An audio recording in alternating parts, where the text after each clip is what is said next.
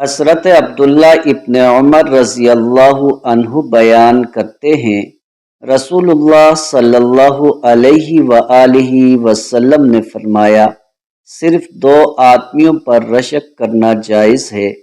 ایک وہ آدمی جسے اللہ نے قرآن کا علم عطا کیا ہو اور وہ دن رات اس کی تلاوت کا اہتمام کرتا ہو، اور ایک وہ آدمی جسے اللہ نے مال عطا کیا ہو اور وہ دن رات اس میں سے خرچ کرتا ہو۔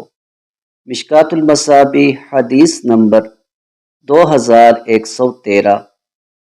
حضرت ابو ہریرہ رضی اللہ عنہ بیان کرتے ہیں، رسول اللہ صلی اللہ علیہ وآلہ وسلم نے فرمایا، اپنے گھروں کو قبرستان نہ بناؤ، کیونکہ جس گھر میں سورہ بقرہ کی تلاوت کی جائے وہاں سے شیطان بھاگ جاتا ہے۔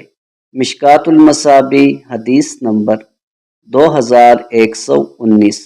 حضرت ابو مسعود رضی اللہ عنہ بیان کرتے ہیں، رسول اللہ صلی اللہ علیہ وآلہ وسلم نے فرمایا، سورہ بقرہ کی آخری 2 آیتیں ایسی ہیں کہ جو شخص رات کے وقت انہیں پڑھ لے تو وہ اس کے لیے کافی ہو جاتی ہیں۔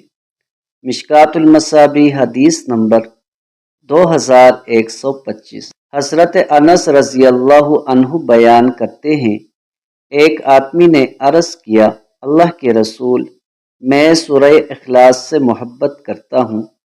آپ صلی اللہ علیہ وآلہ وسلم نے فرمایا، بے شک تمہاری اس سے محبت ہی تمہیں جنت میں لے جائے گی۔